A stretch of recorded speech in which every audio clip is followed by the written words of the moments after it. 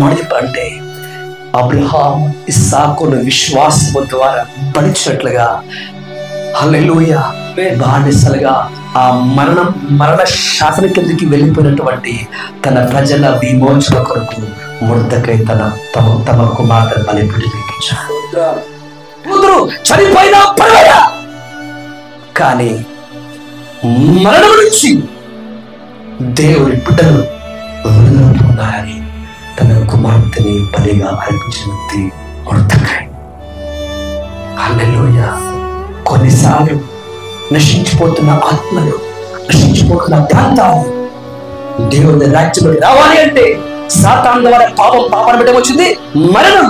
ఈ మరణం పాపం తొలగిపోయి అందరిలో జీవం రావాలి అంటే, నిత్య జీవాన్ని పొందాలి అంటే కొన్నిసార్లు మనము మన ఇంటి వారు బలి అవ్వక మాట్లాడి సాయం చేసి మనకి పొందమని యేసుక్రీస్తు నామమున తండ్రి ఆమేన్. అందరూ కూడి వచ్చినటువంటి అందరూ కూడా ప్రభు అయినటువంటి క్రీస్తు పేరిట నా యొక్క శుభాభివందనాలు తెలియజేస్తున్నాను. కొద్దిసేపు దేవుని వాక్యాన్ని తెలుసుకుందాం. ఈ ప్రార్థన కూడికకు దేవుడు మమ్మల్ని సురక్షితంగా తీసుకుని వచ్చారు. అందుకు దేవునికి స్తోత్రం.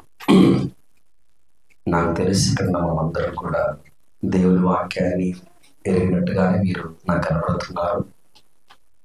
ఏదేమైనప్పటికీ ఈ యొక్క కూడిక కోసము దేవుడు నాకు ఇచ్చినటువంటి సందేశాన్ని ముందు పెడతాను. ఒక క్రైస్తవుల జీవితంలో చాలా ప్రాముఖ్యమైనవి కొన్ని ఉంటవి. ఒకటి ప్రార్థన, రెండవది వాక్యము, మూడవది సహవాసము. ఇలా చెప్పుకుంటూ పోతే చాలా ఉంటాయి. కానీ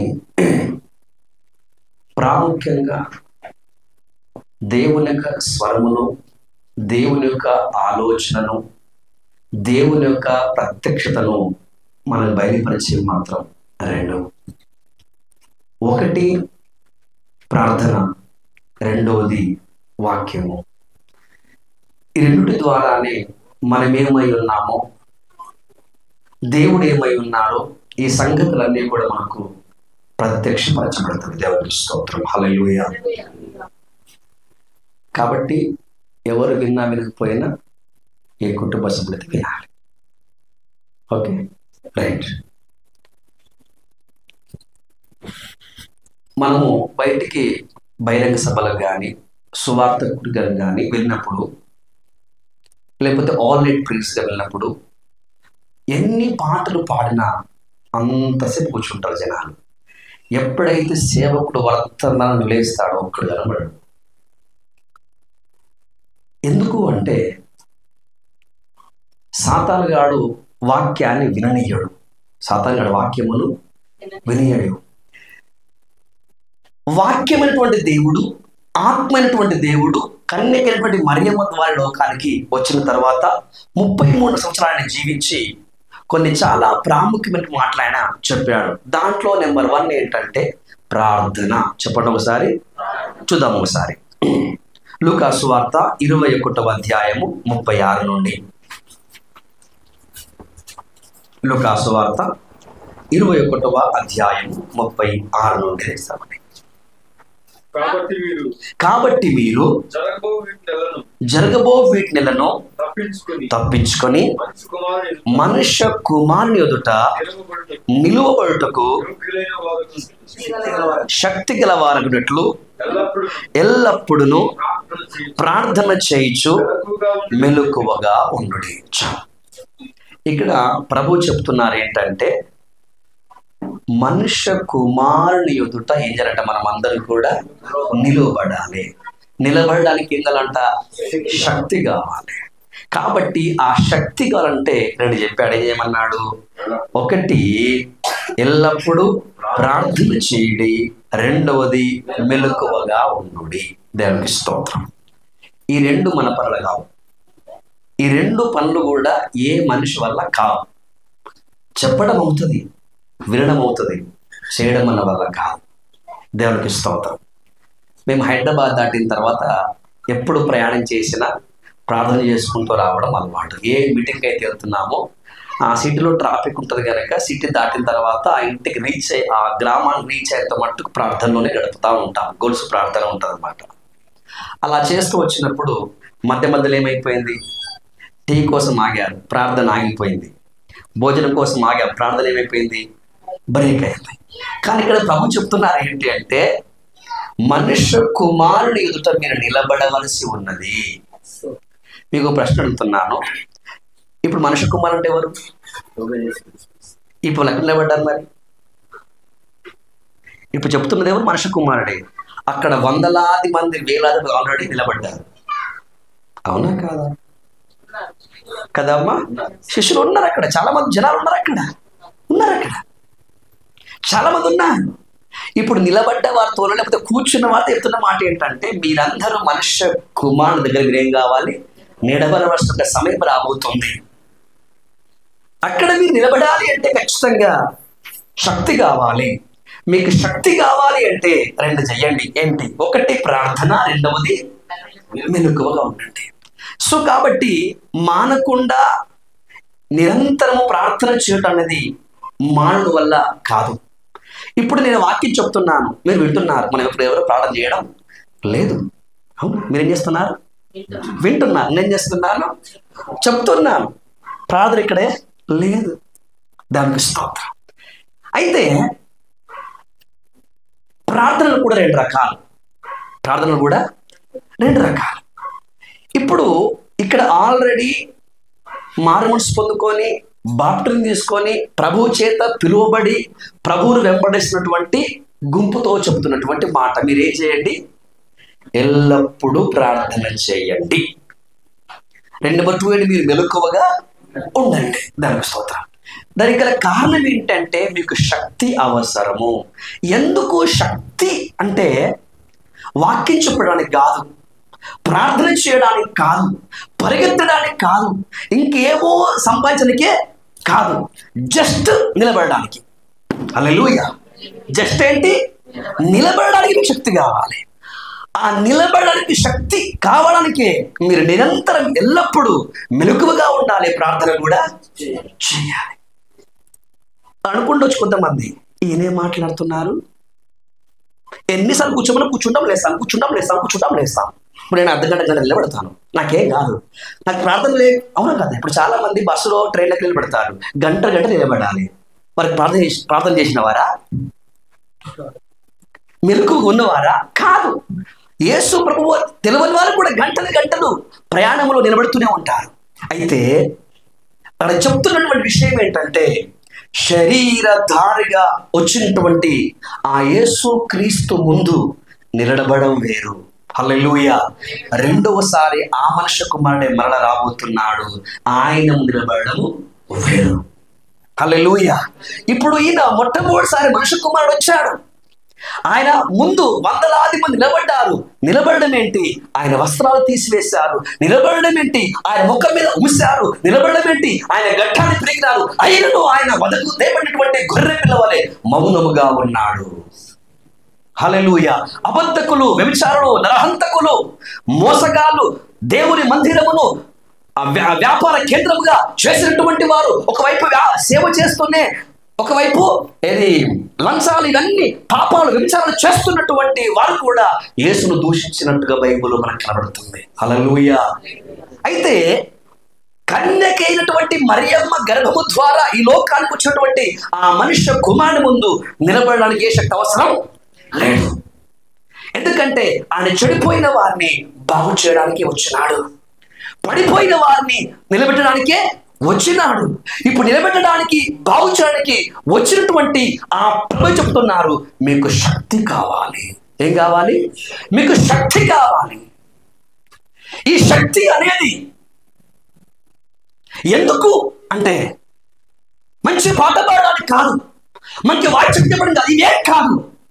జస్ట్ ఒక రోజు రాబోతుంది, ఆయన ముందు నిలబడడానికి ఏం కావాలి? శక్తి కావాలి. ఆ శక్తి పాస్ గారు ఇవ్వరు. ఆ శక్తి సంఘం ఇవ్వదు. ఆ శక్తి chicken, mutton, biryani, exercise, gym ఇవేవి కూడా ఇవ్వవు. ఆ శక్తి కేవలము మోకాళ్ళ ప్రార్థన, కన్నీటి ఉపవాస ప్రార్థన మాత్రమే సాధ్యము. హల్లెలూయా. ఈ రోజులో చాలా మంది క్రైస్తవులు కొత్త కొత్త పాటలు పాడడానికి ప్రయత్నిస్తున్నారు, సంతోషం. మంచి మంచి మర్మాలు వినడానికి ప్రయత్నిస్తున్నారు, సంతోషం. మీ ఆ సేవలో మేము నూతన బ్రాంచెస్ కావాలి, మంచి సభలు ఏర్పాటు చేయాలి, దానికోసం నా శక్తి పొందుకుంటున్నాం, మంచిదే. కానీ సాక్షాత్తు ఆ ప్రభు చెప్తున్నారు, మీకు నిలబడడానికి శక్తి లేదు. హల్లెలూయా. అక్కడ వింటున్నది కూడా తెలుసా? ఒకసారి వచ్చారు సంతోషముతో, ప్రభువా ప్రభువా మీ నామాన్ని మేము దయ్యములు వెళ్ళగొట్టాం అని చాలా సంతోషించినటువంటి వారు. అలాంటి వారితో చెప్తున్నారు, మీకేం కావాలి? దేనికి కావాలి శక్తి? నిలబడడానికి కావాలి. ఏ దేవుని ముందు నిలబడాలి అంటే కన్యకైనటువంటి మరియమ్మ ద్వారా జన్మించినటువంటి ఆ యేసయ్య ముందు కాదు. హల్లెలూయా. మేఘాలుడ ఇంకో ఆయన రాబోతున్నాడు. హల్లెలూయా. ఆయన మహిమ శరముతో రాబోతున్నాడు. ఆయన దగ్గర నిలబడాలి అంటే మీకేం కావాలి? శక్తి కావాలి. ఆ శక్తి లేకపోతే ఆయన ముందు ఎవరు కూడా నిలబడలేరు. హల్లెలూయా. కాబట్టి ఇప్పుడు ఏం కావాలంటే ప్రార్థన కావాలి. ఇప్పుడు మీరు అంటారు, నాకు తెలుసు ఖచ్చితంగా, అయ్యా మేమందరం పొద్దున లేవగానే చేస్తాం, ప్రార్థన చేస్తాం. కొందరు అంటారు, మేము వాష్రూమ్ వెళ్ళకంటే ముందే, బ్రష్ చేసుకుంటే ముందే, ఉదయం లేవగానే చేస్తాం, మేము ప్రార్థన చేస్తాం. కానీ ఒకవేళ మీ ప్రార్థన అంశాలు గుర్తే ఉంటాయి కదా, ఏమమ్మా? మీ ప్రార్థన అంశాలు మీకు గుర్తే ఉంటాయి. ఉదయం లేవగానే కుటుంబం కోసం మొత్తం ప్రార్థన చేస్తారు. రెండవది ఏంటి? బంధువుల కోసం మొత్తం ప్రార్థన చేస్తారు. కొంచెం గుర్తుంటే సేవకుల కోసం ప్రార్థన చేస్తారు. ఇంకొంచెం గుర్తుంటే ఎక్కడైనా మీటింగ్స్ అయితే ప్రార్థన చేస్తారు. ఇంకెవరికైనా ప్రార్థన కడుపు నొప్పి ఉందని, కాలు నొప్పి ఉందని, చెయ్యి నొప్పి ఉందని, ఇప్పుడు బ్రదర్ పాపం ఇది ఇల్లు వర్క్ చేస్తూ ఉన్నాడు, ఈ మధ్యలో సెంటర్ కిరాణా షాప్ కొంచెం ఆగిపోయింది, ఇలాంటిది సెట్ చేస్తారు. అందరూ ఇట్లా ప్రార్థన చేస్తారు. కానీ సాక్షాత్తు యేసుక్రీస్తు ప్రభుల వారికి కూడా ఒక ప్రార్థన లిస్ట్ ఉంది. ఏముంది? ఏదో ఆజ్ఞ చేసినటువంటి వాడు కాదు ప్రార్థన. ఇంకోటి ఏంటంటే ప్రవక్తల్లోకి వెళ్ళా, రాజుల్లోకి వెళ్ళా, నెంబర్ 1 ప్రార్థనా పరుడు, మనకు మాదిరి ప్రార్థన అంటే ప్రభు అయినటువంటి యేసుక్రీస్తే.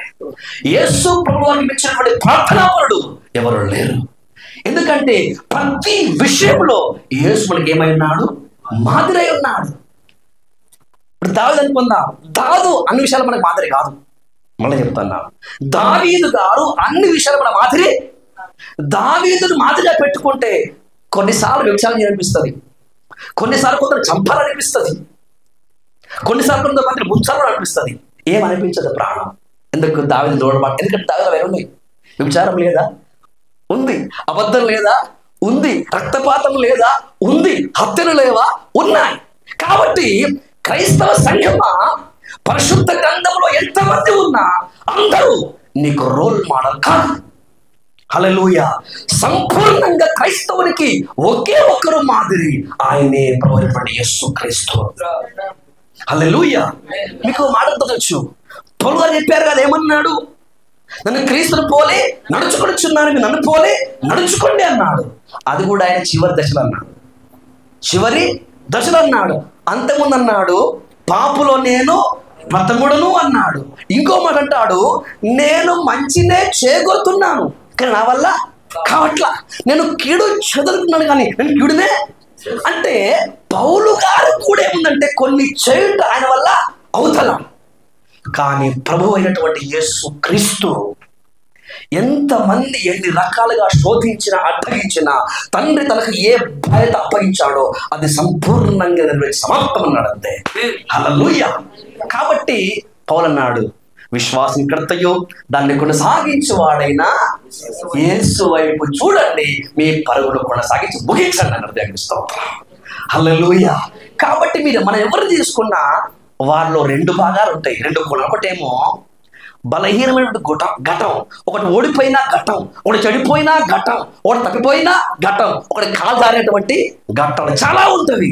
అదే టైం లోపట నిలబడినటువంటి ఘట్టాలు కూడా ఉన్నవి. కానీ యేసు క్రీస్తులో ఒకే ఘట్టం, జయ జీవితం, హల్లెలూయా, పరిశుద్ధ జీవితం. తండ్రి తనకు ఏ బాధ్యత అప్పగించినాడో దానిని మాత్రమే చేస్తూ వెళ్ళిపోయాడు. హల్లెలూయా. కాబట్టి అలాంటి యేసయ్య కూడా ఏముందంటే ప్రార్థనా లిస్ట్ ఉంది. ఏముంది? ప్రార్థనా లిస్ట్ ఉంది. నేను మళ్ళా మీకు చెప్తున్నాను, పాత వారికి, సంఘస్థులకు, మీరు పాటలు తక్కబడినా సరే, సరే, కానీ ప్రార్థన ఈ రోజు నుంచి మీ జీవితంలో ఆరంభమవ్వాలి. మన ప్రార్థన ఎట్లా ఉండాలి అంటే యేసు క్రీస్తును రోల్ మోడల్ చేసుకోవాలి. ఈ రోజుల్లో ఉన్నటువంటి సేవకుల ప్రార్థన మనకు వద్దు. నేను మళ్ళీ చెప్తున్నాను, ఈ రోజు సేవకులు ఏ లిస్ట్ ఉందో ఆ లిస్ట్ మీకు వద్దు. ఈ రోజుల్లో క్రైస్తవ సమాజం ఏ పట్టిక ఉందో ఆ పట్టిక మనకు వద్దు. ఎందుకంటే ప్రతి ప్రార్థనా పట్టిక శరీర సంబంధమైంది, లోక సంబంధమైంది. అది దాంట్లో పరలోకం ఉండదు, ఆత్మ రక్షణ ఉండదు. మీరు చూసుకోండి. కానీ ఇప్పుడు మీకు కొన్ని చెప్తాను, అది ఎలా ఉందో మీరు అర్థం చేసుకుంటారు. అంటే దయచేసి నెంబర్ 1 లూకా సువార్త 3వ అధ్యాయము 21 నుంచి. నేను నిదానంగా మాట్లాడతాను, శ్రద్ధగా వినండి. లూకా సువార్త 3వ అధ్యాయము 21 నుంచి. ప్రజలందరూ బాప్తిజం పొందినప్పుడు యేసు కూడా బాప్తిస్మము పొంది ఏం చేయుచుండగా, ప్రార్థన చేయుచుండగా ఆకాశము తెరవబడి పరిశుద్ధాత్మ శరీరాకారముతో పావురం వలె ఆయన మీదకి దిగి వచ్చెను. అప్పుడు నీవు నా ప్రియ కుమారుడవు, నీ యందు నేను ఆనందించున్నానని ఒక శబ్దము ఆకాశం నుండి వినబడెను. మంచిదండి, హల్లెలూయా. ఇది బాప్టిజం తీసుకున్న తర్వాత యేసు చేసిన మొట్టమొదటి ప్రార్థన. ఈరోజు సేవకులు, క్రైస్తవులు, పాస్టర్లు మర్చిపోయే ప్రార్థన. హల్లెలూయా. ఏం చేశారు? నీళ్ళలో నుంచి ఒడ్డుకు రాగానే ఆయన ప్రార్థన ఆరంభించారు. ఏంటి ఆ ప్రార్థన? దేనికోసం ప్రార్థిస్తున్నాడు? అక్కడ ప్రార్థించేది రొట్టెలు ఎక్కువ అవ్వడానికి కాదు, చేపలు ఎక్కువ అవ్వడానికి కాదు.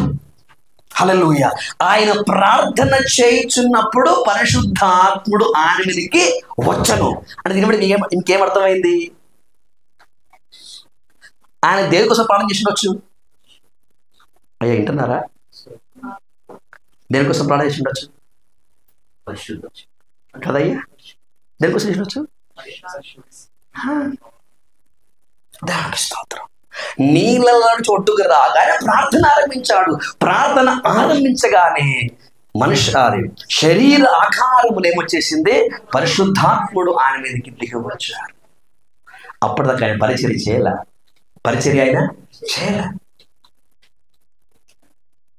అయితే ఇప్పుడు ప్రభులో వారికి పరిశుద్ధాత్మ శక్తి ఎందుకు అవసరం? పరిశుద్ధాత్మ అభిషేకం ఎందుకు అవసరం? ఆయన దేవుడే కదా, ఆయన దేవుని ప్రియమైనటువంటి కుమారుడే కదా, సకల లోకములను ఆయనే నిర్మించాడు కదా. వాక్యం అంటుంది ఆయన లేకుండా ఏదియో కలగలేదు, కలిగినవన్నీ ఆయన ద్వారా, ఆయన మూలముగా కలిగను. హల్లెలూయా. సమస్తమునకు ఆయనే ఆది సంపూర్ణుడై ఉన్నాడు. ఆయన ఏంటండి ఆత్మ కోసం కనిపెట్టడం, ప్రార్థన చేయడం ఏంటి? హల్లెలూయా. ఒక మాట వినండి. అంటే దేవుని యొక్క నీతిని, దేవుని యొక్క సంకల్పమును, దేవుడు అప్పగించిన పని ఆరంభించే ఆ గడియలు స్టార్ట్ అయింది మాట. హల్లెలూయా. కాబట్టి ఇప్పుడు తండ్రి నీతిని, తండ్రి యొక్క సంకల్పమును, తండ్రి అప్పగించినవన్నీ కూడా సంపూర్ణంగా నెరవేర్చాలి అంటే ఇప్పుడేం కావాలి? ఆత్మశక్తి అవసరం. హల్లెలూయా. ఆత్మశక్తి అవసరం. ఎందుకంటే ఆయన దేవుడే, కానీ ఇప్పుడు ఆయన జన్మించింది ఒక సంపూర్ణమైనటువంటి మానవుడిగా. ఆయన దేవుడే, ఆయన దేవుని కుమారుడే అయినప్పటికీ ఇప్పుడు ఆయన ముందు ఎలా ఉండంటే ఒక మనుషులాగే ఉన్నాడు. ఆయన మానవుడే సంపూర్ణంగా. హల్లెలూయా. అందుకే ఆయనకు నీరసం వచ్చేసింది, ఆయన బలహీనంగా ఉన్నాడు, ఆయన కేకలు వేశాడు, ఆయన అలసిపోయాడు, ఆయనకి ఆకలి కూడా అయింది. కారణం ఏంటి అంటే ఆయన సంపూర్ణ మానవుడు. ఇప్పుడు ఆయన మానవుడుగా ఉండే దేవుడి నీతిని, ఎందుకంటే ప్రవక్తలు దేవుడి నీతిని నిర్వహించలేకపోయారు, రాజులు దేవుని యొక్క నీతిని నిర్వహించలేకపోయారు, న్యాయాధిపతులు ఎంతో వచ్చారు దేవుని నీతిని నిర్వహించలేకపోయారు. కాబట్టి ఆదాము మొదలుకొని యేసు క్రీస్తు వరకు జరించినటువంటి గొప్ప గొప్ప వారు ఉన్నారు, కానీ ఎర్ర సముద్రానికి ఫైర్ చేశారు, పరలోకంకి వెళ్ళి అగ్ని దిగి వచ్చింది, కానీ సంపూర్ణంగా దేవుని యొక్క నీతిని నెరవేర్చడం వల్ల కాలే. అందుకే సాక్షాత్తు ఆయన ఈ లోకానికి రావలసి వచ్చింది. ఇప్పుడు ఆయనకి ఏం కావాలంటే ఆ పరలోకం యొక్క ఆ ప్రణాళికను, ఆ సంకల్పాన్ని నెరవేర్చడానికి ఇప్పుడు ఏం కావాలి చెప్పాలి? శక్తి కావాలి. శక్తితో పాటు ఒక ప్రణాళిక కూడా కావాలి. అవి ఆయన పొందుకున్నాడు. రోమపత్రికలో రాయబడింది ఇట్లా: ఎందరైతే దేవుని ఆత్మ ద్వారా నడిపింపబడుతూ వారు దేవుని, అది సంగతి. ఇప్పుడు స్వరం ఎప్పుడు వచ్చిందండి మీరు చెప్పండి. ఇప్పుడు ఈయన నా ప్రియ కుమారుని స్వరము ఆ అభిషేకం లేకంటే ముందు, అభిషేకం పొందిన తర్వాతనా? ఎగ్జాక్ట్. దేవునికి స్తోత్రం. హల్లెలూయా, హల్లెలూయా. నమ్ముతున్నారా మీరు?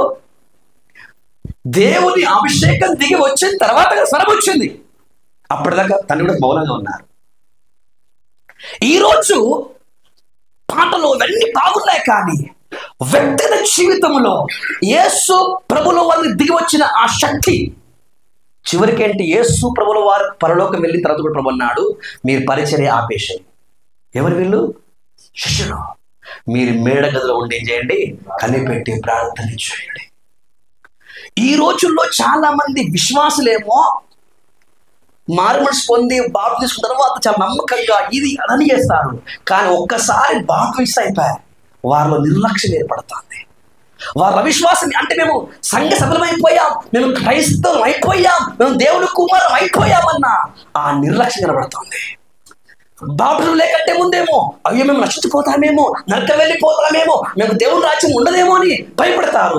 ఒక్కసారి బాప్తిసం తీసుకుంటే ఆ భయం అనేది జాగ్రత్త, జాగ్రత్త, భయం పెరగలుగాక, భయం పెరగలుగాక.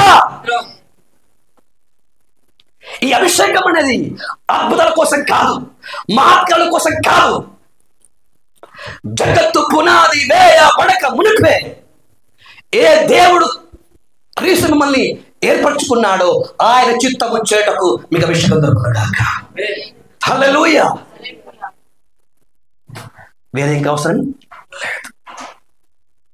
అయితే చాలా మందికి నాశ ఏంటంటే నేను ప్రార్థన చేసిన ద్వారా పడిపోవాలి, రోగులు బాగైపోవాలి. వదిలేసి వాక్యం సెలవిస్తుంది, యేసు క్రీస్తుకి రెండవ రాకడలో అంట అబద్ధ క్రీస్తుకి ఏమి పడుతుంది? అధికారము ఇవ్వబడుతుంది. వాడు యేసు క్రీస్తు కంటే కూడా శిష్యులు చేసిన అద్భుతాల కంటే కూడా గొప్ప గొప్ప అద్భుతాలు వాడు చేస్తాడు. వాడు ఇట్లా అంటే ఆకాశంలో అగ్ని తిరిగి వస్తుంది. కాబట్టి సంఘమా, అమ్మ విను, సంఘమా, మీ దృష్టి, మీ ఆలోచన, మీ మనస్సు అద్భుతాలు కాదు, ఆశ్చర్యకాలు కాదు, మహత్కాలు కాదు. హల్లెలూయా. పరిశుద్ధత మీద ఉండదుగాక. నీ కోసం వ్యక్తంగా ప్రాణం పెట్టిన ఆ దేవుడి చిత్తము చేత మీద మీ మనసుకి నిమగ్నం అయిపోరు కాక, ఇంకా వేరే వద్దు. హల్లెలూయా. సో కాబట్టి ఇప్పుడు మొట్టమొదటి ప్రార్థన ఏంటంటే దేవుని యొక్క సంకల్పమును, దేవుని యొక్క నీతిని నెరవేర్చడం కావాల్సినటువంటి అభిషేకం కోసం మొట్టమొదటి ప్రార్థన. అది మీరు చేస్తున్నారా? మీరు ప్రార్థిస్తున్నారు దేనికోసం? ఆర్థిక ఇబ్బందులు, అనారోగ్యాలు, ఇవన్నీ కోసం ప్రార్థిస్తున్నారు. కానీ యేసు చేసిన ప్రార్థన మీ జీవితంలో ఉందా? హల్లెలూయా. దేవుడు మన ప్రార్థన ఆలకిస్తాడు, ఆరోగ్యం ఇస్తాడు, అన్ని ఇస్తాడు. కానీ దృష్టి అనేది, మన ఏకాగ్రత అనేది నిజమైన ప్రార్థనగా ఉండనుగాక. ఈ ప్రార్థన లేక నోటికి వచ్చిందలా చేసి మనసుకు తోచినలా చేసి మేము పొడగాటి ప్రార్థన చేశాం అని అనుకుంటున్నారు. ఆ భ్రమ తొలగిపోనుగాక. హల్లెలూయా. యేసు క్రీస్తు ప్రార్థన మనకు రోల్ మోడల్ అవునుగాక. హల్లెలూయా. రెండో ప్రార్థన చూసుకుందాం. అదే లూకా సువార్త 6వ అధ్యాయము 12 నుంచి. ఆ దినమున యందు ఆయన ప్రార్థన చేయుటకు 6వ అధ్యాయము 12 నుంచి. ఆ దినముల యందు ఆయన ప్రార్థన చేయుటకు ఆ దినముల యందు ఆయన ప్రార్థన చేయుటకు కొండకు వెళ్ళి దేవుని ప్రార్థన చేయటయందు రాత్రంతా గడిపెను. ఉదయమైనప్పుడు ఆయన తన శిష్యులను పిలిచి వారిలో 12 మందిని ఏర్పరిచి వారికి అపోస్తలులు అని పేరు పెట్టెను. హల్లెలూయా. చతుర్పతి గట్టిగా హల్లెలూయా. ఇది రెండవ అంశం. శిష్యులు చాలా మంది ఉన్నారు. యేసయ్యకు 12 మంది లేరు. ఇక్కడ ఏముంది మధ్య ఒకసారి ఆయన ఎవరు పిలిచాడంట? శిష్యులను పిలిచిండు. ఈరోజు మనకు శిష్యులు అనగానే గుర్తొస్తారు, ఓన్లీ 12 మంది గుర్తొస్తారు మనకి. హల్లెలూయా. ఆయన శిష్యులను ఎప్పుడు పిలిచాడండి? ఎప్పుడు పిలిచాడు? రాత్రంతా ప్రార్థన చేశాడు. ఈరోజు 10 పాటలు పాడేవాడిని 10 నిమిషాలు మోకరించి పాడమని చెప్పండి. 2 కందిలు కాల్చమని చెప్పండి. పాపం చేసిన తర్వాత పశ్చాత్తాపడని చెప్పండి. 10 పాటలు పాడగలం. కానీ నిజమైన ఆత్మ నడిపింపు ఏంటంటే ఒక్క చిన్న తప్పు చేస్తే వెంటనే కన్నీళ్లతో యేసు పాదాలు కడగడం ప్రార్థన. హల్లెలూయా. ఈరోజు ప్రార్థనకు అర్థం కావట్లేదు సంఘానికి. ఇక్కడ వాక్యం సెలవిస్తుంది, ప్రభుల వారు రాత్రంతయు ఒంటరిగా ఇష్యూ లేరా? వారేం చేస్తున్నారయ్యా? శుభ్రంగా పడుకున్నారు. ఈయనెవరు? యేసు ప్రభుల వారు, సృష్టికర్త, ఆశ్చర్యకరుడు, అద్భుతకరుడు, ఆలోచనకర్త, బలవంతులకు దేవుడు, నిత్యులకు. ఇవన్నీ ఎవరు? ఆయనే ప్రార్థన చేసేది. మనకంట నాకు వాక్యం మొత్తం తెలుసు, 50 మంది ఉన్నారు, నాకు అంత తెలుసు. నేను యేసయ్యకి గొప్పవాడివా? ఆయనకంటే మనం బలవంతులమా? ఆయనకంటే జ్ఞానం కలవాలమా? కాదుగా. మరి యేసు ప్రభుల వారే తన పరిచయలో 2వ స్టెప్లోకి వెళ్ళబోతున్నప్పుడు రాత్రంతా ప్రార్థన చేసి, ఎందుకంటే ఈయన తన చేస్తా ఉన్నప్పుడు చాలా మంది అయినారు.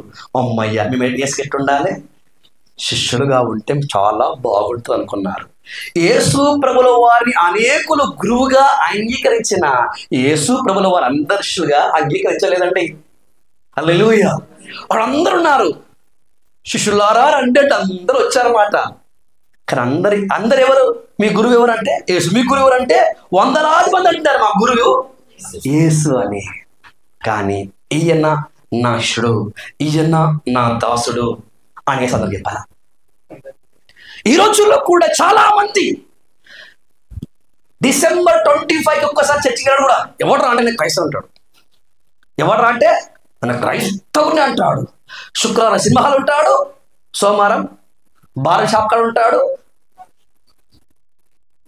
అంతే కదా. ఎవడు రా అంటే క్రైస్తవుడు. అబద్ధాలు మనడు, స్వార్థం పోదు, గర్వం పోదు, భూతులు పోవు, ఏ పాప క్షమాపణ పోదు, హృదయ మార్పు లేదు, మారు మనసు లేదు, ఏమీ లేదు. ఎవరిని?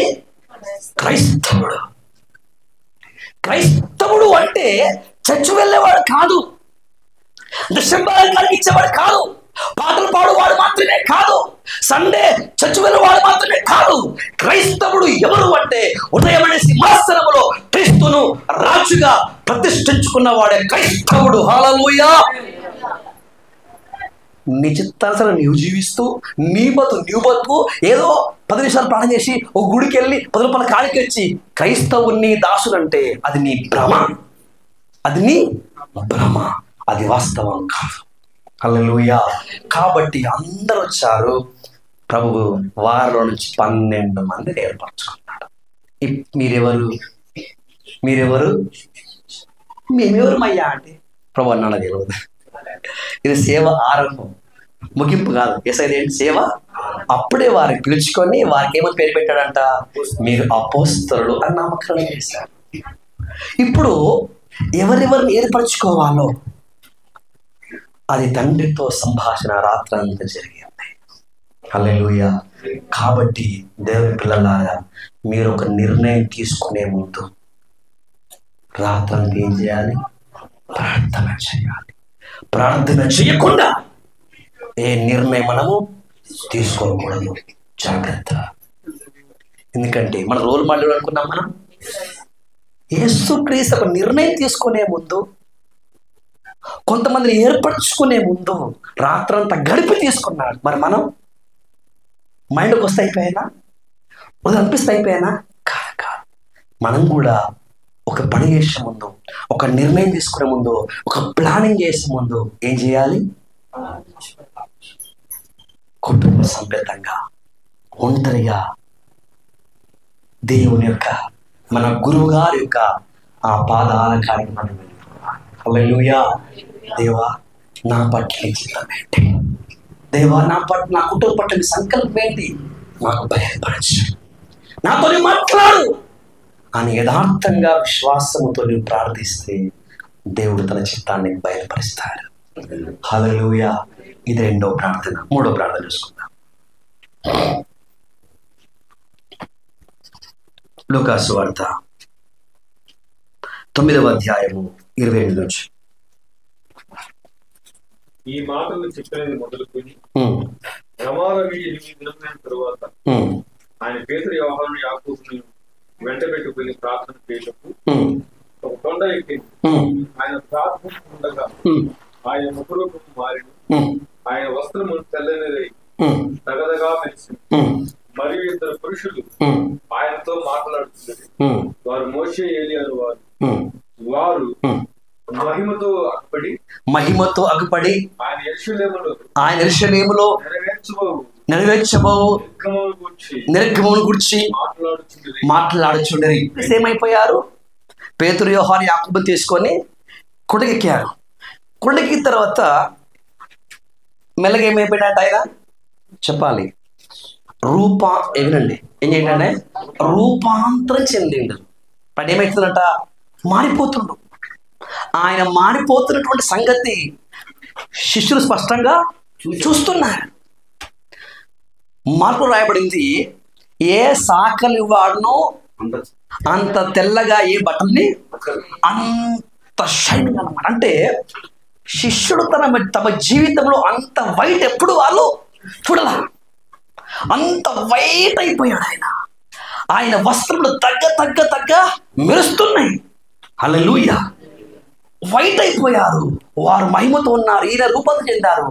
అప్పుడు నిర్గమం గురించి మాట్లాడుకుంటున్నారు. హల్లెలూయా. వీళ్ళు బోరబడిపోయారు.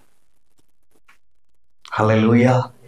అంటే ఇప్పుడు యేసుక్రీస్తు కొంత రూపాంతరం చెందితే వీళ్ళు ఏమైపోయారు?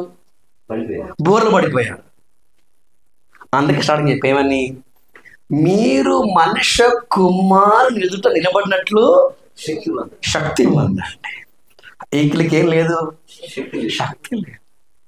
దయ్యాలు కొడుతున్నారు, స్వస్థపరుస్తున్నారు, యేసుని వెంబడిస్తున్నారు, వాక్యం నేర్చుకుంటున్నారు, అద్భుతం జరుగుతున్నవి. కానీ హల్లెలూయా, మహిమగల రాజ్యం ముందు నిలబడే శక్తి వీరికి లేదు. హల్లెలూయా.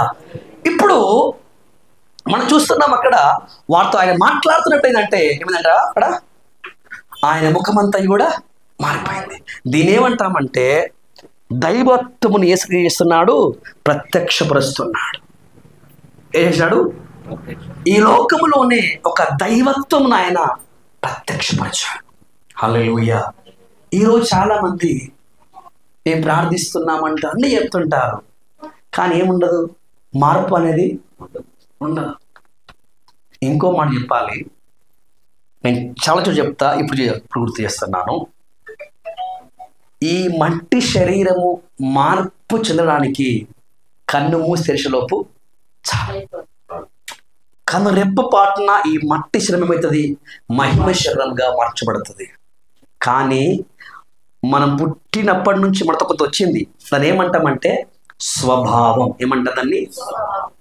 నా ఇంతే, నా బతుకింతే అంటాం కదా, అది మనం. కొంతమంది ఏమంటారు? నేను ఇంతే, నా బతుకు ఇంతే, నాకు ఇదే వచ్చు, ఇట్లే ఉంటా, ఇట్లే చేస్తా. అంటే మన పితరుల ద్వారా, మన తల్లిదండ్రుల ద్వారా మనకంటూ ఏమొచ్చింది? ఒక స్వభావం వచ్చేసింది.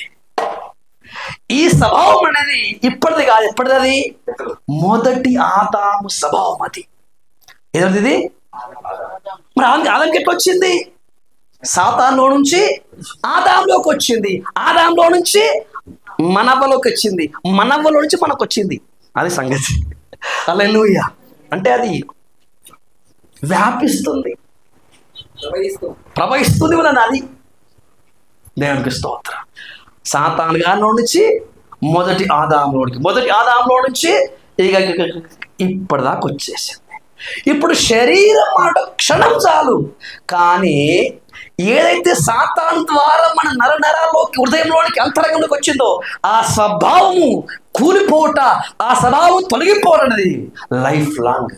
హల్లెలూయా. ఒక మాట చెప్పాలంటే మన మరణం వరకు లేదా క్రీస్తు రాకడ వరకు మన శరీర ఆశలు మనకు ఏముంటాయి? విరోధమే. హల్లెలూయా. అందుకే సాక్షాత్తు పౌలు అన్నాడు, అనేకులు బోధించి నేను భ్రష్టున్నవుతేనేమని నా శరీరమును నలగొట్టి దాన్ని నేను లోపరుచుకొనుచున్నాను. ఈరోజు ఒక శరీరాశి మీద జయం లేదు. ఒక్క మాట చెప్తానండి, కామకత్వం తీసుకున్నాను. కామకత్వం అనేది లాడ్జ్లో చేస్తే కామమా, ఇంట్లో చేస్తే కామం కాదా? కామం ఎక్కడ చేసినా కామమే. మోహపు చూపు అది చర్చిలో అయినా సరే, ఒక స్త్రీని ఒక పురుషుడు, ఒక పురుషుని ఒక స్త్రీ, అది చర్చిలో అయినా సరే, బహిరంగ సభలైనా సరే, అది ఎక్కడైనా సరే ప్రభు స్థలం చెప్పలే, పాపాన్ని చెప్పాడు. హల్లెలూయా. అందుకే ఈరోజు ఒక బైబిల్ చక్కని మాట చదవండి, పేతురు పత్రిక. తామే భర్తత్వమునకు దాసులయ్యుండియు అట్టి వారికి స్వాతంత్రం ఇస్తుమని చెప్పుదురు. ఒకడు దేని వలన జయింపబడునో వానికి దాసుడగును కదా. వారు ప్రభువును రక్షకుడైన యేసుక్రీస్తు విషయమైన అనుభవ జ్ఞానము చేత. ఇప్పుడు వీళ్ళు ఏమైనారంట? ఆల్రెడీ వీరే భ్రష్టత్వానికి ఏమైపోయారు? దాసులైపోయారు. అంటే శరీరాశకు, నేత్రాశకు, జీవపటంబానికి, ధనాపేక్షకు, ఇలా రకరకాల పాపాలకు బానిస అయిపోయి భ్రష్టుపట్టారు. ఏమైపోయారు? చెప్పండి. వాళ్ళు ఏమిటున్నారంట? భ్రష్టులుగా ఉన్నారు. దేవుని బిడ్డ, దేవుని కుమార్తె, నేను ఆత్మలో చూస్తున్నాను, నీ కడుపులో గడ్డ ఉంది. ఫస్ట్ ధనాన్ని ఆపేసి, నీవు భ్రష్టుడవు.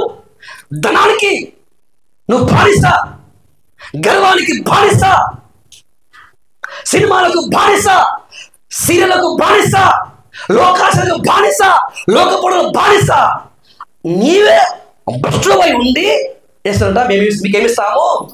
స్వాతంత్రం నెత్తుము అని మీరు చేస్తానంట, ప్రగల్భాలు పలుకుతున్నారు. హల్లెలూయా. కానీ వాక్యం అంటుందయ్యా, నువ్వు దేని చేత జయింపబడ్డావు, దాన్ని ఏమైనావు? దాసుడు అయినానుగా. పాపము చేయవాడు పాపమునకు దాసుడు. హల్లెలూయా. ఆ పాపపు దాసత్వం నుంచి విడిపించడానికి ప్రభువు యేసుక్రీస్తులో కలిగించారు. ఆయన పేరే విమోచకుడు. సత్యవాక్యం ఎక్కడ ఉండదో, నిజమైన ఆత్మ ఎక్కడ ఉన్న అక్కడ ఏముంటదంట? స్వాతంత్రం ఉంటది. అంటే దీని స్వతంత్రం ఉంటది? పాపము చేయడానికి స్వతంత్రం కాదు, అది సంగతి. హల్లెలూయా. హల్లెలూయా. ఈరోజు ఆత్మ ఉంది, ఆత్మ ఉన్నాను అంటున్నారు, దుంకుతారు, ఎగురుతారు, కానీ పాపాన్ని మాత్రం ఇట్ట జరపరు. ఇట్ట కూడా చేయరు, జరపరు. కానీ ఏముంటాయి? అన్ని భాషలు ఉంటాయి, ప్రార్థన ఉంటుంది. నేను చెప్తున్నాను, మీకు అభిషేకం ఉందో లేదో మీ భాషను బట్టి కాదు, నువ్వు నేత్రాన్ని జయించి చూపెట్టు, అబద్ధాన్ని జయించు. దేన్ని బట్టి? ఆత్మ శక్తిని బట్టి పాపాన్ని ఏం చేయాలి? జయించాలి. బయలుదేరుతున్నారు లోమతులు. మనం ఏం చేయాలంట? ఆత్మ చేత శరీర కార్యములు పాపాన్ని చేయాలి, మనం సంపాలి. ఇది సంపే శక్తి లేదు. ఎందుకు? అది వాక్యం కాదు, ఇది ఆత్మ కాదు. హల్లెలూయా. సో కాబట్టి ఇప్పుడు ప్రభు రూపాంతరం చెందాడు అనగా ప్రభు చెప్తున్నటువంటి మాట ఏంటంటే మనం కూడా అంటే ఆ రూపాంతరం చెందినటువంటి అనుభవంలోకి మనం రావాల్సి ఉంటుంది. ఓకే, దాని తర్వాత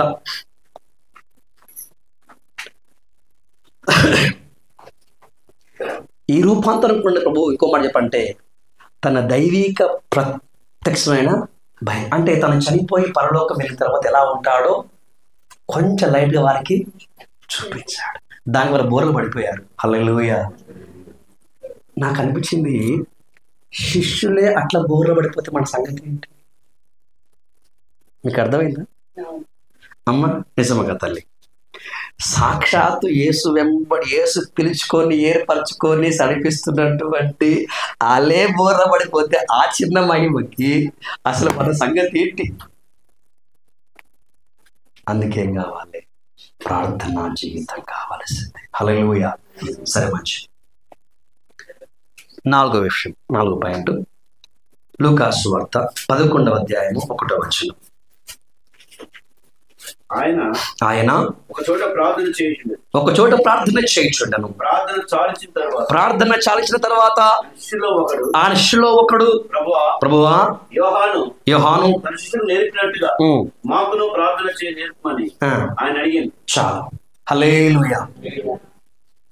ఇది 4వ విషయం ఏంటంటే యేసు ప్రభువులో ప్రార్థన చేస్తూనే ఉన్నాడు. మనకు కనిపిస్తుండదు. ఈయన నిద్ర రాదా? ఈయన నిద్ర పోని. ఇప్పుడు కొంతమంది ఉంటారు పొద్దంతా అంటారు, రాత్రి తిరుగుతారు. ఆ విషయం వేరు అనుకోండి, అది వేరు. ఈయన పొద్దుంతా ఏం చేస్తున్నాడు? ఈ ఊరు ఇప్పుడు మనకంటే బండ్లు ఉన్నాయి, కార్లు ఉన్నాయి, ఆటోలు ఉన్నాయి, బస్సులు చాలా ఉన్నాయి మనకి. కానీ ఆ రోజులు ఏమున్నాయి సార్? అసలు సైకిల్ కూడా లేవు సార్ కదా. ఓన్లీ గాదులు, గుర్రాలు, రథాలు ఇలాంటివి ఉన్నదా? ఇంకేమి? పోనీ యేసు చూస్తే ఎప్పుడు కూడా పెద్ద రథాలు ఎక్కినట్టు మనకి ఏమి? నడుచుకుంటూ వెళ్ళాడు. ఒక్క ఆమె కోసం పోయాడు, సమరస్య కోసం నడుచుకుంటూ పోయింది. ఆయన ఎండ పూట ఆకలి అవుతుంది, అయ్యా ఏమని పోయి తీసుకురామంటే ఆకలితోంది. ఇలాంటి పొద్దుంత ఇంత కష్టమైనటువంటి పరిచయం చేసి మన రాత్రి అంతా మనమైతే అట్లా పడుకుంటాం. బారంటది, అయ్యా కొంచెం లేవంటే ఇప్పుడు వద్దు, నాకు ఇప్పుడు ఏం ముఖ్యం? నన్ను ఇష్టం చేయక ఇప్పుడు అంటాం మనం. కానీ ఆయన రాత్రంతా కాళ్ళతో సేవ చేస్తూ రాత్రంతా మళ్ళీ పగలంతా పరిచర్య, రాత్రంతా ప్రార్థన. ఇంకోటి మనం చేస్తాం 10 నిమిషాలు చేయగానే మనకి ఏది అర్థం కాదు ప్రార్థన. నిజమా కాదు? తల్లి, తండ్రి, అన్న, తమ్ముడు, అక్క, బావి, చెల్లి, పాసమ్మ అందరూ అయిపోయింది. ఇంకేం చేయాలి? ప్రార్థన. ఇంకేం ప్రార్థన? మన ప్రార్థన రాదు. ఎందుకంటే అది నీ నోరు చేసిన ప్రార్థన. కానీ రాత్రైనా పగలైనా అది ఆగకుండా కొనసాగాలంటే విజ్ఞాపన చేయి ఆత్మతో నింపబడాలి. హల్లెలూయా, హల్లెలూయా.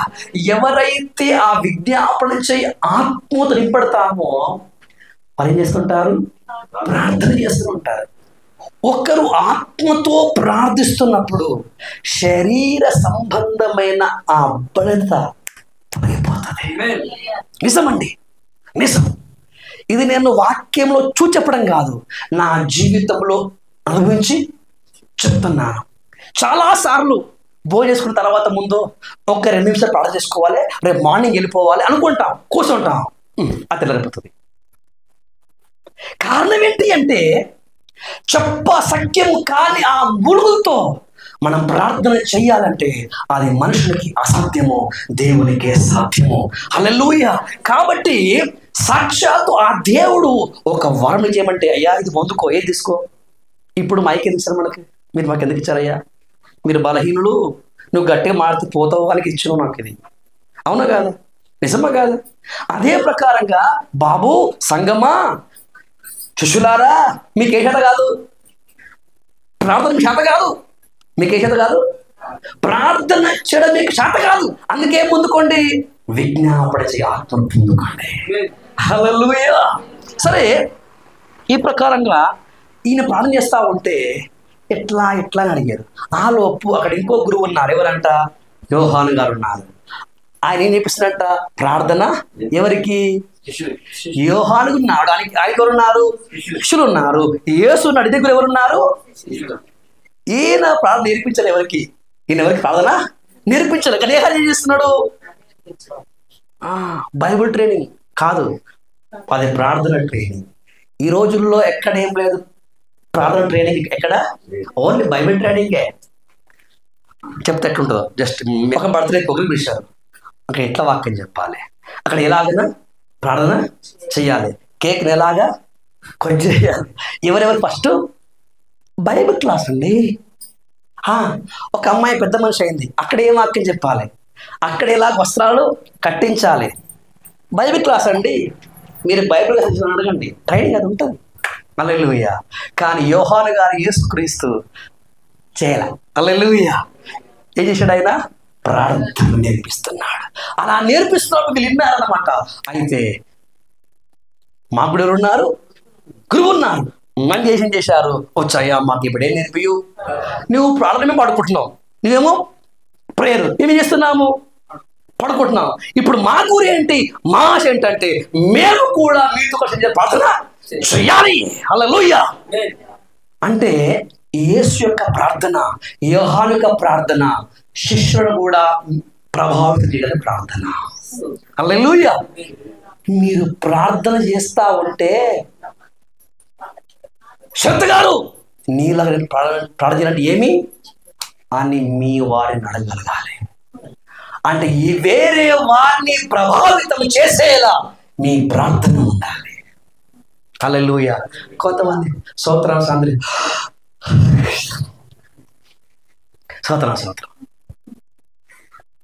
ఒక్క దగ్గర తింటూనే ఉంటారు, తాగుతూనే ఉంటారు, ఆవిడ తీస్తూనే ఉంటారు, పడుకుంటూ స్తోత్రం చెప్తూనే ఉంటారు. అదే కాదు. హల్లెలూయా. కాబట్టి యేసయ్య ప్రార్థన, యోహాను ప్రార్థన శిష్యులను ప్రభావితం చేసినట్లుగా మన ప్రార్థన చేయాలి. మన చుట్టూ ఉంటున్నటువంటి వారి, మన కుటుంబ సభ్యుల్ని ప్రభావితం చేయగలగాలి. అని అనేకులను ప్రార్థన పరుడు అవ్వాలంటే ఫస్ట్ మనం ఏం చేయాలి అంటే ప్రార్థన గురించి ప్రసంగించడం చాలా ఈజీ. ప్రార్థన గురించి ప్రసంగించడం చాలా ఈజీ, నేర్చుకోవడం చాలా ఈజీ. కష్టమేంటి తెలుసా? ప్రార్థన చేయడం కష్టం. ప్రార్థన చేయకుండా నీ శరీరం నీకు అడ్డుపడుతుంది, నీ మనసు నీకు అడ్డుపడుతుంది, ఆలోచనలు అడ్డొస్తుంది, సాతానుగాడు అడ్డొస్తాడు. హల్లెలూయా. ఈ ఆటంకాన్ని అధిగమిస్తూ చేసేదే ప్రార్థన. ప్రార్థన అంటే పండగ కాదు, ప్రార్థన అంటే పోరాటం. హల్లెలూయా. బైబిల్లో పౌలు రాస్తాడు, మీ ముద్రపై ఉన్నాడు, ఆయన రిపప్ర, ఆయన మీకోసం ప్రార్థనలో పోరాటం చేస్తున్నాడు అంటాడు. హల్లెలూయా. సాతాను వచ్చిన, సాతాను ఆలోచనలు వచ్చినా, ఏ వచ్చినా వాటిని బంధిస్తూ నరికి వేస్తూ మనం పరలోకము వెళ్ళాలి, ఆ తండ్రితో మనం కలుసుకోవాలి. అది ప్రార్థన. హల్లెలూయా. కొంతమందికి కూర్చుంటారు, స్తోత్రం స్తోత్రం అనగానే టెన్ టెన్ టెన్ టెన్. చెప్పరే తిన్నారా, వస్తున్నారా? కథ బుద్ధి జ్ఞానం ఏం లేదు. నీకంటే వయసులో పెద్దవారికి ఒక పాస్టర్తో మాట్లాడితే ఫోన్ సైలెంట్ పెడతావు, ఎమ్మెల్యే ఎంపీ సర్పంచ్ వస్తే ఫోన్ సైలెంట్ పెడతావు. లోకనాథుడు, సృష్టికర్త, పవిత్రుడు, అగ్ని జ్వలాంటి నేత్రముల వాడు అతనితో మాట్లాడుతున్నప్పుడు ఒంట్లో భయం లేదా నీకు? హల్లెలూయా. క్రమం లేకుండా విచారణతనం. ఒక మనిషి భయపడుతున్నట్టుగా ఈరోజు దేవుని భయపడేవాళ్ళే. హల్లెలూయా. కాబట్టి ప్రార్థన గురించి నేర్చుకోవడం కాదు, బోధించడం కాదు, మనమందరం ప్రార్థించే శక్తిని పొందుకోను కాక. మన ప్రార్థన అనేకుల్ని ప్రభావితం చేసే ప్రార్థన విషయం మనకి ఈరోజు వచ్చును కాక. హల్లెలూయా. చివరిగా 5వ వచనం ఇస్తాను. అది లూకా సువార్త 22వ అధ్యాయము 45 నుంచి.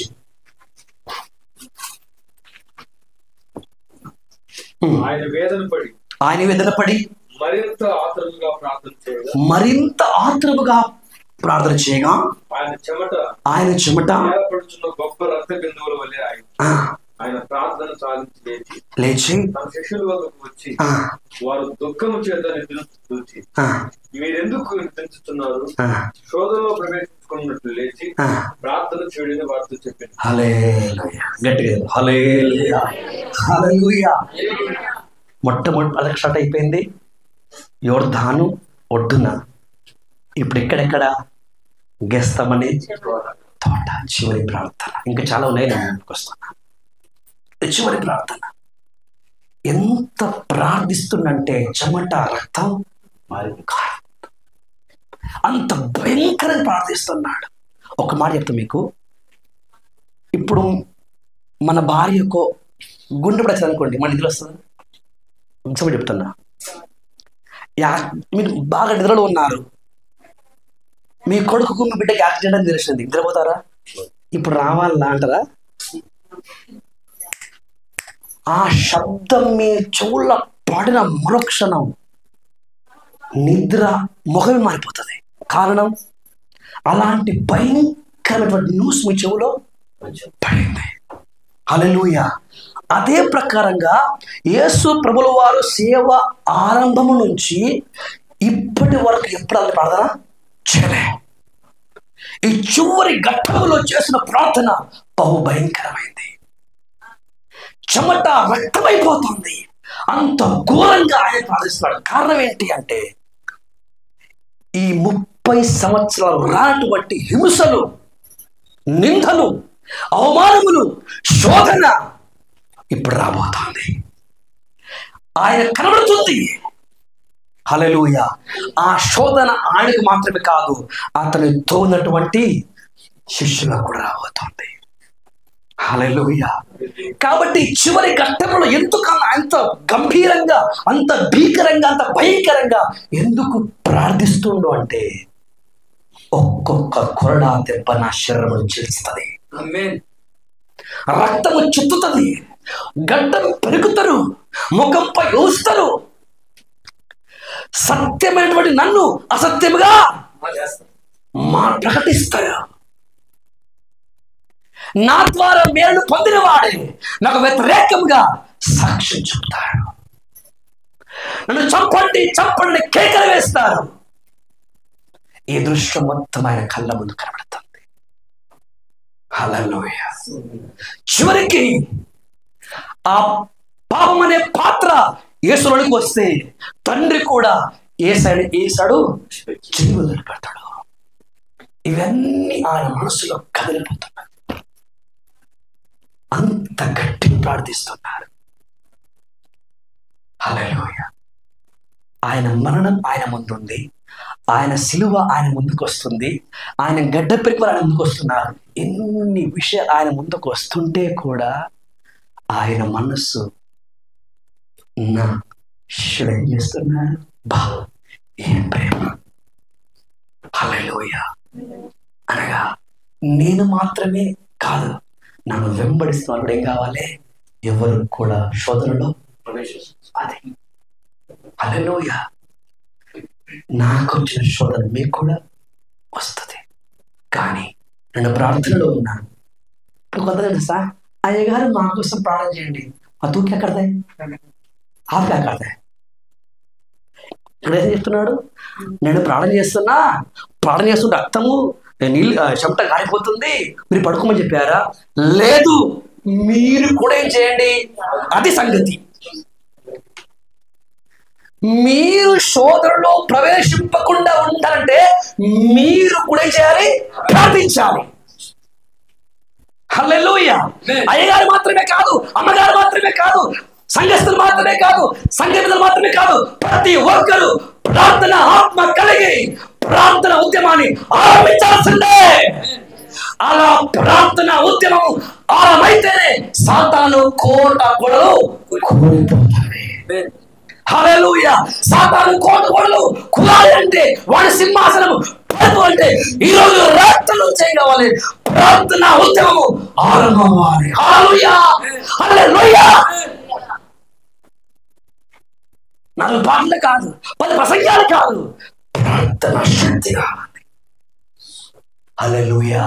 కాబట్టి ప్రార్థన లేకపోతే ఏం చేయలేం. మొత్తమేనండి. ఇప్పుడు 5 బాగుంది కదా. ఇప్పుడు మీకు అందరికీ మనసు వచ్చింది, అమ్మయ్యా ఇప్పుడు ఎట్లా ప్రార్థన చేయాలి చెప్పండి. ఏ శైలాకి ఈరోజు ఏం చేయాలి కదా. ఇప్పుడు ఒక వాక్యం చూపిస్తా, మీ లైట్లు మొత్తం అలా మాడిపోతాయి. నిజం, ఇప్పటి వరకు వర్తమానం ద్వారా మీ వెలిగిన మీ ఆత్మలు ఆరిపోతాయి. ఆరిపోయి చెప్తున్నారండి. యోహాను సువార్త 9:31. పాపుల మనవి ఆలస్యపడని అయ్యా ఒక్కసారి నాకు తెలుసు, మళ్ళీ ఒకసారి అయ్యా దయచేసి ప్లీజ్ అందరు రండి. దేవుడు పాపుల మనవి ఆలకింపడని ఎరుగుదుము. హల్లెలూయా హల్లెలూయా. ఇప్పటిదాకా మీకు ఏర్పించింది ప్రార్థన చెయ్యాలి, యేసులాగా ప్రార్థన చేయాలి. ఓకే, అభిషేకం కోసం ఏం చేయాలి? ప్రార్థన చేయాలి. ఒక మంచి నిర్ణయం కోసం ప్రార్థన చేయాలి. రూపాంతరం కోసం ప్రార్థన చేయాలి. మంచిదే, ఓకే. చివరికి ఇంకొక గడ్డు ఉంది ఇక్కడ. హల్లెలూయా. దేవుడు పాపుల మనవి ఆలకింపడని మనము ఎరుగుతాము. హల్లెలూయా. రోమాను రాయబడింది, ఏ భేదము లేదు, అందరూ పాపులే. యూదులని లేదు, గ్రీకులని అందరూ పాపులే. యోహాను రాస్తారు, నేను పాపము చేయలేదని, నేను పాపం లేదని నువ్వు చెప్పుకుంటే దేవుని అబద్ధికుడిగా చేస్తున్నావు. అమ్మ బాబోయ్. ఇప్పుడు మనం ప్రార్థన చేయాలి, అవుతా చేయాలి. నేను స్టార్టింగ్ గుర్తు చేసా, ప్రార్థనలు 2 రకాలు. హల్లెలూయా. ఇప్పుడు ఈ 5 రకాల ప్రార్థనలు చేయాలంటే మొట్టమొదటి ప్రార్థన చేయాలి. ఈ మొట్టమొదటి ప్రార్థన చేయకుండా ఈ ప్రార్థన చేయలేము. ఏంటి ఆ ప్రార్థన అంటే కదండి, దేవుడు పాపుల మనవి ఆలకింపడు. మనం పాట పాడని రోజుంటుండొచ్చు, ప్రార్థన చేయని రోజుంటుండొచ్చు, పడుకోని రోజుంటుండొచ్చు, కానీ పాపము చేయని రోజు మన జీవితంలో లేదండి. శరీరంతో పాపం చేయకపోయినా మనసులో పాపం, ఆలోచనలో పాపం, తలంపుల్లో పాపం, చూపుల్లో పాపం. హల్లెలూయా. కాబట్టి ఫస్ట్ మనం గుర్తించవలసింది ఏంటి అంటే, దేవుడు పాపుల మనవి ఆలకించడు. ఇప్పుడు నీ ప్రార్థన పరలోకం వెళ్ళాలి అంటే నువ్వు పరిశుద్ధుడు కావాలి. హల్లెలూయా. నువ్వు పరిశుద్ధులు అవ్వాలి అంటే మొట్టమొదటిగా అభిషేకం కోసం కాదు, మంచి మంచి నిర్ణయాల కోసం కాదు, రూపాంతరం కోసం కాదు, ప్రభు సన్నిధికి వెళ్ళిన మరో క్షణం మోకరించి, ప్రభువా నా శరీరమును, ప్రాణమును, ఆత్మను సజీవ యాగముగా సంపూర్ణంగా నన్ను నేనే ఇదిగో నీ బలిపీఠంపై పెట్టుచున్నాను. నీ రక్తం యొక్క ప్రోక్షణ నాకు దయచేయి. నీ రక్తం యొక్క ప్రభావము నన్ను కమ్మచేయి. నా కళ్ళు, నా చెవులు, నా మనస్సాక్షి నాకు తెలియకుండానే ఈ లోక సంబంధమైన, పాప సంబంధమైన, సాధారణ సంబంధమైన ఆ మట్టి నా మీదకి వచ్చేసింది. హల్లెలూయా. ఒకసారి నా పట్ల కనికరపడి, నా పట్ల కృప చూపించి నన్ను కడగనైనా, నన్ను పరిశుద్ధ పరిచిన ఆయన ప్రార్థన చేయటకున్నటువంటి ఆ వాతావరణము, ఆ శుద్ధీకరణ నాకు దయచేయమని ప్రార్థన చేయాలి. హల్లెలూయా. కొంతమంది అంటారు, మేము మానమస్ పొందుకున్నాం, బాప్తిసం తీసుకున్నాం, ఆల్రెడీ మేము నీతిమంతులం అయ్యాము, మళ్ళా పాపని క్షమించమని చెప్పడానికి రాముడుకుడు అంటారు కొంతమంది. కొన్ని సంఘాలు ఉన్నాయి, వాళ్ళ పేరు చెప్పొద్దు ఇప్పుడు. నిజమండి, ఒక మాట అంటాను, పొద్దున స్నానం చేసాం మనం అందరం, నిజం లేదా? ఇప్పుడు భోజనం చేస్తాం, చేయగడుకోవా? స్నానం చేసినండి అంటే అవును స్నానం చేసి వస్తాను, చేయగడుకోవా? మళ్ళీ పొద్దున బ్రష్ అయ్యావా? ఖచ్చితంగా. అనగా ఈ శరీరం శుభ్రపరచుకోవడానికి, ఈ వస్త్రాల్ని శుభ్రపరచుకోవడానికి నీళ్లు ఎంత, సబ్బు ఎంత అవసరమో, అదే ప్రకారంగా ప్రతిరోజు శుద్ధీకరణకు నీ కన్నీళ్ళంత అవసరము, ఆ రక్త ప్రోక్షణ అంత అవసరం. ఈ 2 లేకుండా నువ్వు సంపూర్ణ పరిపూర్ణవి కాలేవు. దేవుని సన్నిధిని నువ్వు అనుభవించలేవు. ప్రార్థనలో నువ్వు ముందుకు సాగలేవు, ఆత్మీయాదలు కొనసాగలేవు. హల్లెలూయా. కాబట్టి దేవుని సన్నిధికి వెళ్ళగానే మీరు ప్రార్థన చేయకంటే ముందు నీ శరీరమును, ప్రాణమును, మనస్సును, మనస్సాక్షిని ఏ రక్తంలో కడగమని అడిగి ఆ తర్వాత ఏం చేయు? ప్రార్థన ఆరంభించు. హల్లెలూయా. ఇంకెంతో మంది ప్రార్థనా పరులు ఉన్నారు. ఒక్క మాట చెప్పి ముగించేస్తాను. పురుషుల్లో మంచి ప్రార్థన పరుడు తెలుసా? మొర్దెకై. ఎవరు? మొర్దెకై. మొర్దెకై చంపడానికి మాత్రమే కాక ఇజ్రాయెల్ ప్రజలు మొత్తం చంపడానికి ఆమా నిర్ణయం తీసుకున్నాడు. ఏమంటారు, లేఖ కూడా రాశాడు. రాసిన తర్వాత ఇప్పుడు ఆ నిర్ణయం ఆగిపోవాలంటే ఏలియా బలిపీఠం కట్టాడు రాళ్ళతోని. కానీ మొర్దెకై బలిపీఠం కట్టి తన కుమార్తెలోనే. మొర్దెకై నిర్ణయం ఏంటంటే, నా కూతురు చచ్చిపోయిన పర్వాలా, నా ప్రజలు రక్షణ పొందాలి, అది బలియాగా. ఎందుకంటే ఎస్తేరు ఆయన భార్య భర్త అయినప్పటికీ రాజు అనుమతి లేకుండా రాజ్యభవనానికి వెళ్ళొద్దు, వెళ్ళితే చంపేస్తారు. కానీ మొర్దెకై అన్నాడు, తప్పదు. ఒక మాట చెప్పాలంటే, అబ్రహాము ఇస్సాకును విశ్వాసము ద్వారా బలిచినట్లుగా, హల్లెలూయా, బానిసలుగా ఆ మరణ శాసన కిందకి వెళ్ళిపోయినటువంటి తన ప్రజల విమోచన కొరకు మొర్దెకై తమ కుమార్తె బలిపీఠం ఎక్కించాడు. హల్లెలూయా, హల్లెలూయా. నా కూతురు చనిపోయినా పర్వాలా, కానీ మరణం నుంచి దేవుని బిడ్డలు విడుదల పొందాలని తన కుమార్తెని బలిగా అర్పించిన వ్యక్తి మొర్దెకై. హల్లెలూయా. కొన్నిసార్లు నశించిపోతున్న ఆత్మలు, నశించిపోతున్న ప్రాంతాలు దేవుని రాజ్యంలోకి రావాలి అంటే సాతాను ద్వారా పాపం బట్టి వచ్చింది మరణం. ఈ మరణం పాపం తొలగిపోయి అందరిలో జీవం రావాలి అంటే, నిత్య జీవాన్ని పొందాలి అంటే కొన్నిసార్లు మనము మన ఇంటి వారు బలి అవ్వక తప్పదు. అది ప్రార్థనకున్న శక్తి, అది ఆత్మకున్న శక్తి. హల్లెలూయా, హల్లెలూయా. సో కాబట్టి దేవుని అర్థం కదా మీకు. ఇప్పుడేం కావాలి? ఇప్పుడు నేను చూపించా కదా, దీంట్లో ఎక్కడ కడుపు నొప్పి, కాలు నొప్పి, చేయి నొప్పి, ఆటకి ఇబ్బందులు, నడుము నొప్పి, కాలు నొప్పి, జుట్టు పోతుంది, హైట్ లేడు, ఉన్నాయా? ఇప్పుడు చూడండి ఒకసారి, వెళ్ళి ఒకసారి బయటికి చూడండి ఒకసారి. కారణం ఏంటి అంటే, క్రైస్తవుల ముసుగు, నీతిమంతుల ముసుగు, ప్రవక్తల ముసుగు, సేవకుల ముసుగు లోపట ఉంది. కులమైనటువంటి తోడేలు. హల్లెలూయా. ఒక మాట గుర్తుపెట్టుకోండి, ప్రతి విశ్వాసి, ప్రతి క్రైస్తవ గురి ఉండాలి. ఏముండాలక? గురి. ఆ గురి ఏంటంటే నీ సావే. గురి ఏంటి? నీ సావే. ఒకవేళ నువ్వు చచ్చిపోయిన ఏం సాధిస్తావు? ఏం పరిగెడతావు? చనిపోయినంత పరిగెత్తేది ఏమి ఉండదు, సంపాదించేది ఏమి ఉండదు. కాబట్టి నీ మరణమే నీ ముగింపు. అంటే నీ మరణమే నీ గురి. గణసంగ పౌలు వస్తాడు, అనేకులు మనసరంగా ఆరంభించి శరీరానుసారంగా ముగిస్తున్నారు. ఆరంభించేది ఎట్లా? ఆత్మీయంగా ఆరంభించారు, కానీ ముగింపు ఎట్లుందట? శరీరానుసారంగా ఉంది. అయ్యో అని ఏడుస్తున్నాడు పౌలు గారు ఇక్కడ. కాబట్టి ముగింపు చాలా శ్రేష్టమైంది. ముగింపు చాలా శ్రేష్టమైంది. మనం మరణిస్తున్నప్పుడు అర్థం కావాలి, ఇప్పుడు ఇక్కడ కన్ను మూస్తే నా అబ్రహాములో ఉంటాను, ఈ శరీరాన్ని వదిలేస్తే నాకు మహిమ శరీరం ఉంది, ఈ లోకాన్ని వదిలేస్తే నాకు పరలోకం ఉందన్న ఆ నిశ్చయతతో, ఆ నిరీక్షతో మనం కన్ను మూయాలి. హల్లెలూయా. అది కావాలి అంటే ఏం కావాలి?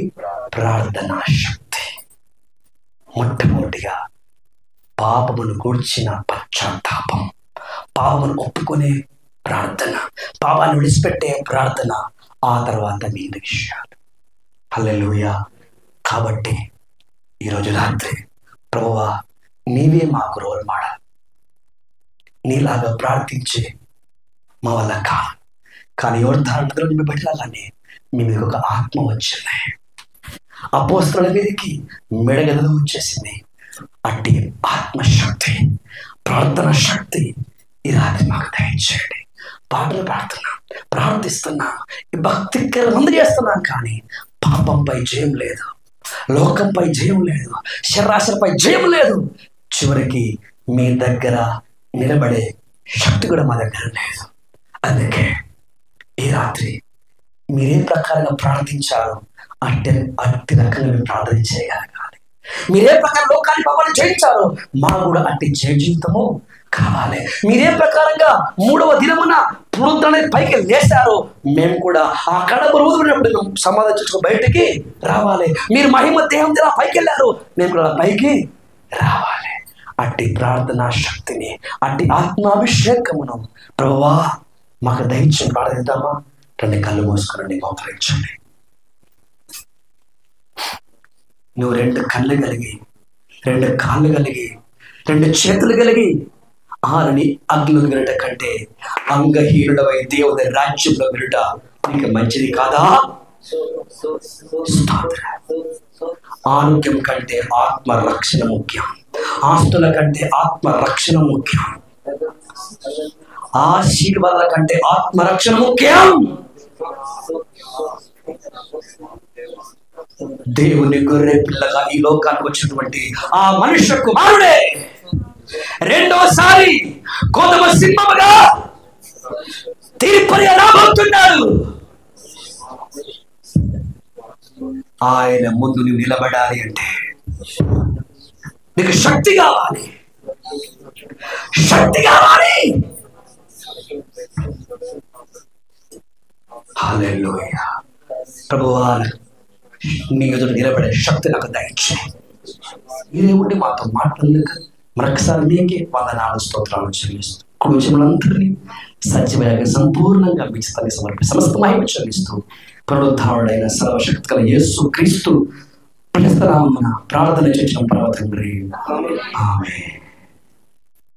తండ్రి దేవుని ప్రేమ, కుమారుడు యేసు క్రీస్తు కృప, పరిశుద్ధాత్మ యొక్క ఆనంద సహవాసము కుటుంబీకులందరికీ, సార్వత్రిక సంఘానికి, సకల పరిశుద్ధులకు, మరి ప్రాముఖ్యంగా ఈ కోడికను ఏర్పాటు చేసుకున్నటువంటి కుటుంబానికి సదాకాలం తోడై నడిపించుగాక. ఆమేన్. విశ్వరక్తమే చేయి, ప్రభు యేసు నామమే చేయి, సర్వరక్తమే సంపూర్ణ విజయం కలుగునుగాక. ఆమేన్. ఆమేన్. థాంక్యూ.